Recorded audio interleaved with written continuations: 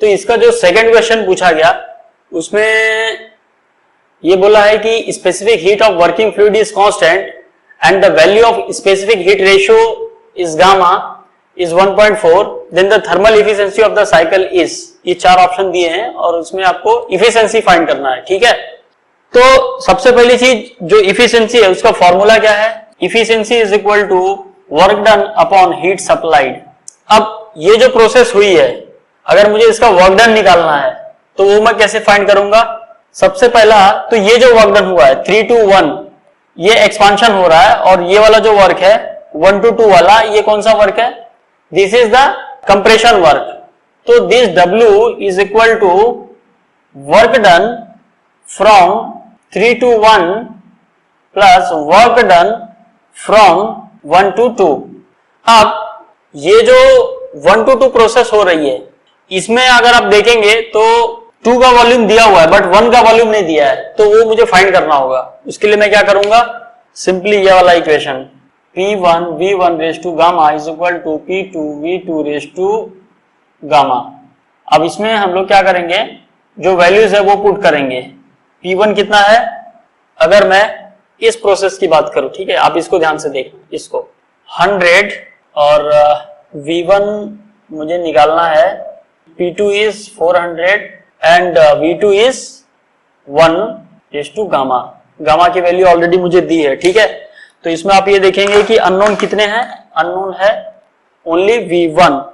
तो इसको जब आप सॉल्व करोगे तो V1 आपको मिलेगा 2.69 मीटर क्यूब। तो ये आपको V1 मिल गया। अब इसमें आपको क्या करना है, इसमें जस्ट फॉर्मूले को पुट करना है और आपको इसका आंसर मिल जाएगा, ठीक है। सो वर्क डन जो होगा from 3 to 1 is P1 V1 minus P2 V2 upon gamma minus 1। अब ये प्रोसेस ऐसा जा रहा है, तो ये जो 1 वाला स्टेट है वो बन जाएगा 3, और जो 2 वाला स्टेट है वो बन जाएगा 1। तो इसके अकॉर्डिंगली आपको वैल्यू पुट करनी है और आपको इसका आंसर मिल जाएगा। तो इसको जब हम लोग सॉल्व करेंगे, P3 इंटू V3, P3 कितना है 400 into V3, V3 is 1 minus P1 V1, P1 is 100 into 2.69 divided by gamma की वैल्यू कितनी है 1.4, तो ये हो जाएगा 327.5 किलो जूल। फिर जो वर्क डन फ्रॉम 1 to 2 हो रहा है, इसमें प्रेशर कांस्टेंट है और वॉल्यूम क्या है, फाइनल माइनस इनिशियल, मतलब 1 माइनस 2.69 कितना मिला ये मुझे मिला माइनस में 169 किलो जूल। तो यहां से मुझे वर्क डन कितना मिला 158.5 kilo joule. So this is my work done. अब मुझे क्या चाहिए, हीट सप्लाइड चाहिए। हीट सप्लाइड चाहिए मतलब क्या निकालना पड़ेगा, मुझे फाइंड करना होगा। अब ये इसमें ये देखना है कि हीट सप्लाई कहां पे हो रहा है। अभी ये जो 2 to 3 प्रोसेस है, इसमें क्या हो रहा है, प्रेशर बढ़ रहा है, तो यहाँ पे हीट सप्लाइड हो रही है, और यहाँ पे क्या हो रहा है, इसमें जो है वॉल्यूम कम हो रहा है, यानी हीट रिजेक्शन हो रहा है। तो मुझे क्यू सप्लाइड चाहिए, यानी 2 to 3 वाला हीट चाहिए। Heat supplied is MC। अब C कौन सा लू, CP लू या CV लू, ये कांस्टेंट वॉल्यूम वाला प्रोसेस है, यानी CV into delta T. Delta T मतलब इसका जो ये है टेम्परेचर डिफरेंस, वो फाइंड करना होगा मुझे, डेल्टा टी। तो QS इज इक्वल टू, अब इसको अगर हम लोग देखें MCV, और ये डेल्टा टी क्या हो जाएगा T3 माइनस T2। अब इसमें मैं क्या पुट कर सकता हूं वो जरा हम लोग देखते हैं। अब मुझे एक चीज पता है कि PV is equal to MRT। R क्या है, R है गैस कांस्टेंट, ऊपर R से मल्टीप्लाई किया, नीचे R से डिवाइड किया। ये क्यों किया मैंने, ये इसलिए किया क्योंकि मैं चाहता हूं कि MRT को इन टर्म्स ऑफ PV में लिख सकूं।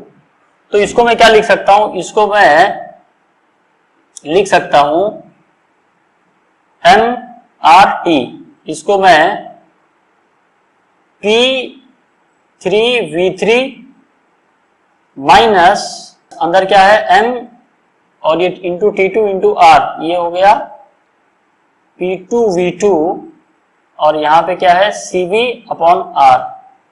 अब मेरे पास क्या क्या है, ये भी है ये भी है। अब इसमें ध्यान देने वाली बात क्या है कि जो वॉल्यूम है वो कांस्टेंट है, तो वॉल्यूम कांस्टेंट है मतलब V2 का वॉल्यूम बोलो या V3 का वॉल्यूम बोलो, दोनों सेम है। तो इसमें जो वॉल्यूम टर्म है उसको मैं कैंसिल कर देता हूं, ठीक है। और इसको मैं बाहर अगर मैं लेता हूं तो यानी वन जो है उसका वॉल्यूम है, तो इसको मैंने 1 बाहर लिख दिया, ठीक है। अब यहां पे क्या बचा, यहां पे बचा P3 minus P2 CV upon R। जो वैल्यू है वो पुट कर दो, आपको आंसर मिल जाएगा। P3 माइनस P2 कितना मिलेगा 300 इंटू CV। अब ये जो आइडियल गैस दिया है इसमें गामा इज 1.4, मतलब ये किसकी बात कर रहा है, ये एयर की बात कर रहा है। तो एयर के केस में जो CV होता है, CV होगा 0.718 एंड R जो होगा, जो गैस कांस्टेंट होगा वो होगा 0.287। ये मुझे मिल गया 750.5 किलो जूल।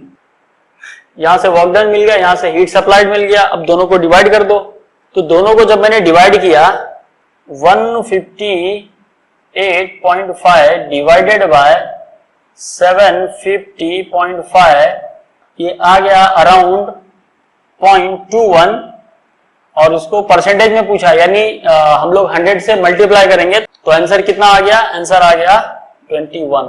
तो आई होप आपको समझ में आया होगा हमने इसमें क्या क्या किया। अब इसमें ये जो मैंने यहाँ पे ये लिखा हुआ है Q is equal to MC delta T, ये कहां से आया, ये तो ऑलरेडी आप लोग को पता होगा, जो हमने स्पेसिफिक हीट कंसेप्ट में डिस्कस भी किया है कि अगर हीट ट्रांसफर मुझे कैलकुलेट करना है और मुझे मास, मटेरियल का स्पेसिफिक हीट और टेम्परेचर चेंज दिया हुआ है, तो dq is equal to MC dt होता है। अब ये जो इक्वेशन है ये डिफरेंशियल फॉर्म में है for small amount of heat transfer, लेकिन अगर ज्यादा अमाउंट ऑफ हीट ट्रांसफर हो रहा है तो इसको जब हम लोग इंटीग्रेट करेंगे तो वो ऐसे हो जाएगा Q is equal to MC और ये डेल्टा T, मतलब जो भी टेम्परेचर डिफरेंस आपको मिलेगा वो हम लोग ले सकते हैं, ठीक है।